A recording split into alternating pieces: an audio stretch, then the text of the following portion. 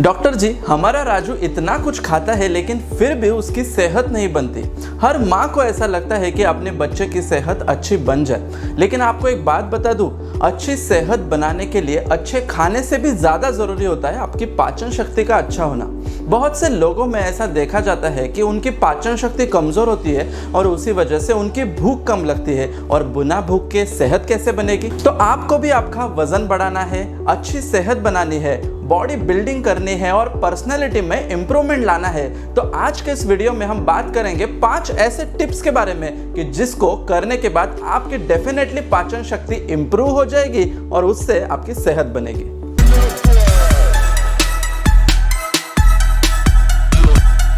नमस्ते दोस्तों, मैं डॉक्टर रुपेश आमले और आप सबका अपने इस YouTube चैनल पर स्वागत है। मैं एक आयुर्वेदा प्रैक्टिशनर हूँ और पिछले 12 सालों से प्रैक्टिस कर रहा हूँ नवी मुंबई में। अच्छी सेहत अगर आपको चाहिए तो आपकी पाचन शक्ति अच्छी होना ज़रूरी होता है, और ये अच्छी पाचन शक्ति अपनी फिजिकल हेल्थ तो अच्छी करता ही है, लेकिन उसके साथ साथ आपका सोशल कॉन्फिडेंस यानी कि मेंटल कॉन्फिडेंस, मेंटल हेल्थ भी अच्छा करता है।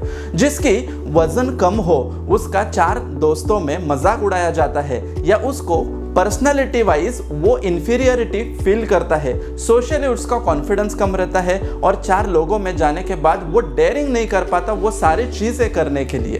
तो आपको अगर 5 इंपॉर्टेंट टिप्स ये फॉलो करते हो तो डेफिनेटली आपकी पाचन शक्ति बढ़ जाएगी। पाचन शक्ति को बढ़ाने के लिए इस डाइजेशन प्रोसेस में इन्वॉल्व होने वाले वो सारे ऑर्गन्स को भी आपको स्ट्रेंथ करना जरूरी होता है। पाचन शक्ति में बेसिकली इन्वॉल्व होता है हमारा stomach, small intestine, large intestine और रेक्टम, सिग्मोइड, एनल कैनाल। तो ये सारे ऑर्गन्स को आपको स्ट्रेंथन कराना है, और ये 5 टिप्स ये सारे ऑर्गन्स की इम्यूनिटी को भी बढ़ा देता है। इसमें सबसे पहला इंपॉर्टेंट टिप है अवॉइड कोल्ड वाटर।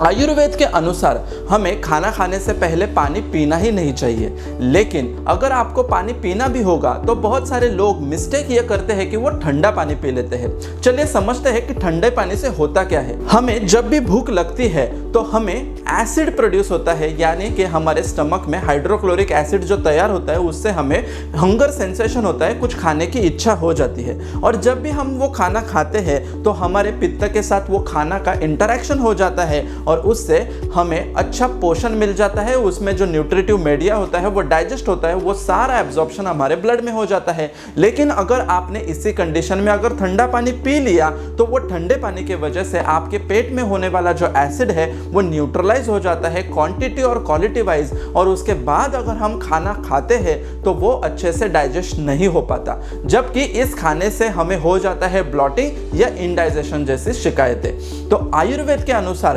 अगर आपको आपकी पाचन शक्ति सुधारनी है तो आपको खाना खाने से लगभग आधा घंटे पहले पानी नहीं पीना चाहिए, और पानी पीना ही हो तो आप गुनगुने पानी का इस्तेमाल कर सकते हो, और ठंडा पानी तो बिल्कुल भी नहीं पीना चाहिए।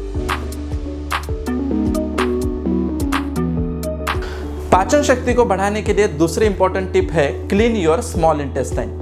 स्टमक के बाद डाइजेशन की प्रोसेस के लिए वो सारा खाना स्मॉल इंटेस्टाइन में आ जाता है। तो आपको अगर आपकी पाचन शक्ति सुधारनी है तो आपकी स्मॉल इंटेस्टाइन को भी आपको स्ट्रेंथन कराना है, उसको प्यूरिफाई करना बहुत ज़रूरी होता है।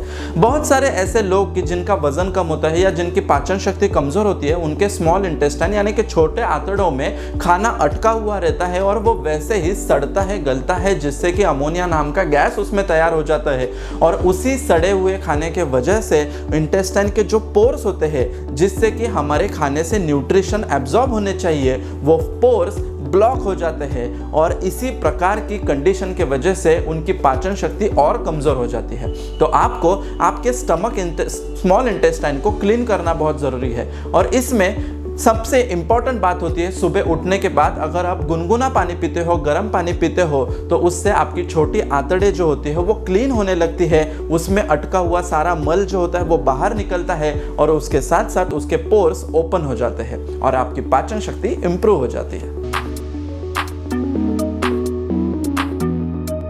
पाचन शक्ति को सुधारने के लिए तीसरी इंपॉर्टेंट टिप है स्मॉल इंटेस्टाइन स्टिमुलेशन। आपको वजन कम है और वजन बढ़ाना है, पाचन शक्ति अच्छी सुधारनी है, तो आपको आपके स्मॉल इंटेस्टाइन के जूसेस की क्वालिटी को भी बढ़ाना होता है। बहुत सारे लोग ऐसे होते हैं कि जिनकी पाचन शक्ति कमज़ोर होती है, उनके स्मॉल इंटेस्टाइन में जूसेस अच्छी मात्रा में बनते नहीं। उसका परिणाम ये होता है कि वो जो खाना होता है उसका डाइजेशन भी अच्छी तरह से होता नहीं और एब्जॉर्प्शन भी अच्छी तरह से होता नहीं। अगर आपको इंटेस्टाइनल जूसेस अच्छी मात्रा में बनते नहीं होंगे तो आपका पेट फूलना, गैसेस होना, उसमें बार बार कब्जियत जैसी शिकायत होना या गले में खट्टा तीखा पानी आना, छाती के इस हिस्से में दर्द होना, ये सारी शिकायतें होती रहती है। अगर आपको भी ऐसी तकलीफ है तो इसको दूर करने के लिए आपको करना चाहिए खाने के बाद ये उपाय। आपको खाना खाने के बाद लगभग 1 चम्मच अजवाइन और उसमें 2 पिंच जीरा डालना है और वो आपको चबाना है। जितना अच्छी तरह से आप चबाओगे उतना सलाइवा उसमें अच्छी तरह से मिक्स होता है और फिर गुनगुने पानी के साथ उसको निगल लेना है।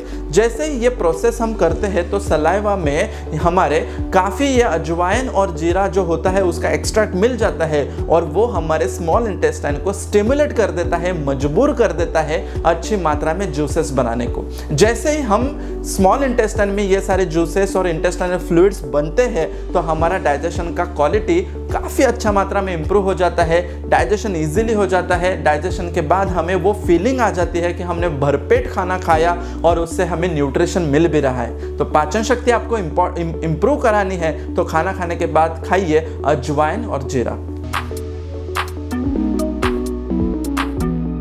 पाचन शक्ति को इंप्रूव कराने के लिए चौथी इंपॉर्टेंट टिप है स्ट्रेंथन योर लार्ज इंटेस्टाइन। खाना जैसे ही स्टमक से हो करके स्मॉल इंटेस्टाइन में आ जाता है और स्मॉल इंटेस्टाइन से जब लार्ज इंटेस्टाइन में आता है तो वो फाइनल एब्जॉर्प्शन के स्टेज पर आ जाता है। जितना भी खाने में न्यूट्रिशनल मीडिया था वो एब्जॉर्ब हो चुका है, फिर भी बॉडी और उसको फिल्टर करती है और लार्ज इंटेस्टाइन में भेजती है कि जहाँ पर उसका फाइनल एब्जॉर्प्शन हो जाए। और फाइनल एब्जॉर्प्शन होने के लिए हमारे लार्ज इंटेस्टाइन काफ़ी स्ट्रेंथन होना बहुत ज़रूरी होता है और इसीलिए हमारे खाने में होना चाहिए फाइबर। अगर आपको लार्ज इंटेस्टाइन की हेल्थ अच्छी करनी है तो आपके खाने में जितना अच्छी मात्रा में फाइबर्स होगा उतना वो लार्ज इंटेस्टाइन में ज़्यादा देर तक रुक सकता है और उसका एब्जॉर्प्शन 100% हो सकता है। तो फाइबर को इम्प्रूव करने के लिए आप आपके खाने में ज्वार या बाजरे की रोटी, काफ़ी सारे फ्रूट्स और फाइबर युक्त पदार्थ ले सकते हो, जिससे कि वो जैसे ही लार्ज इंटेस्टाइन में जाएगा उसका एब्जॉर्प्शन 100% होगा। लार्ज इंटेस्टाइन के जूसेस अच्छी तरह से बनते हैं और ये फाइबर में हाइग्रोस्कोपिक एक्टिविटी होने के वजह से ये फाइबर जो होता है वो स्टूल की क्वांटिटी को भी बढ़ा देता है और सिग्मॉइड कॉलन के ऊपर अच्छा प्रेशर आने लगता है। इंटेस्टाइन की मूवमेंट अच्छी होने की वजह से हमें पेट अच्छा साफ होता है और दूसरे दिन के लिए हमें और फ्रेश और अच्छी भूख लगती है। पाचन शक्ति को बढ़ाने के लिए पांचवा सबसे महत्वपूर्ण टिप होता है प्रोबायोटिक्स। लार्ज इंटेस्टाइन में कुछ हेल्दी बैक्टीरियाज भी होते हैं और ये हेल्दी बैक्टीरिया का मेन काम होता है ये डाइजेशन की प्रोसेस को और इजी कर देना। प्रोबायोटिक्स ऐसे न्यूट्रिशनल सप्लीमेंट होते हैं कि जिसका कंपोजिशन हमारे गट के जो बैक्टीरिया है उनके साथ मिलता जुलता रहता है। हमारे गट में लैक्टोबैसिलस नाम के जो हेल्दी बैक्टीरिया होते हैं वो डाइजेशन की प्रोसेस में मदद करते हैं। बहुत बार अगर हमारा पाचन शक्ति कमज़ोर हो तो ये देखा गया है रिसर्च के अनुसार कि उन सारे लोगों में प्रोबायोटिक्स यानी कि हेल्दी बैक्टीरिया जो होते हैं वो कम होते हैं और उनको प्रोबायोटिक्स देने चाहिए। तो ये प्रोबायोटिक्स हमें कर्ड से मिल सकता है या बटर मिल्क से मिल सकता है या डेयरी प्रोडक्ट्स हम रेगुलर बेसिस पर लेते हैं तो उससे हमें प्रोबायोटिक्स मिल सकता है। जितना कि हमारा प्रोबायोटिक्स लार्ज इंटेस्टाइन में अच्छा होगा उतना लार्ज इंटेस्टाइन की जो इंटेस्टाइनल मोटिलिटी होती है वो अच्छी तरह से बनती है। प्रोबायोटिक्स की वजह से हम जो भी खाना खाते हैं वो पूरी तरह से डाइजेस्ट हो जाता है, उससे किसी भी प्रकार का गैस होना, पेट फूलना या इंडाइजेशन जैसी शिकायतें नहीं रहती और हर टाइम का खाना हम अच्छे से एंजॉय कर सकते हैं। पाचन शक्ति को इंप्रूव करने के लिए हमने पाचन शक्ति बढ़ाने वाले टिप्स तो फॉलो कर लिए, लेकिन आपका खाना भी क्या खाते हो, अच्छा प्रकार से खाते हो या नहीं, वो भी इंपॉर्टेंट है। बहुत सारे लोग पाचन शक्ति बढ़ाने के चक्कर में या अच्छा खाने खाने के चक्कर में जंक फूड ही खा लेते हैं।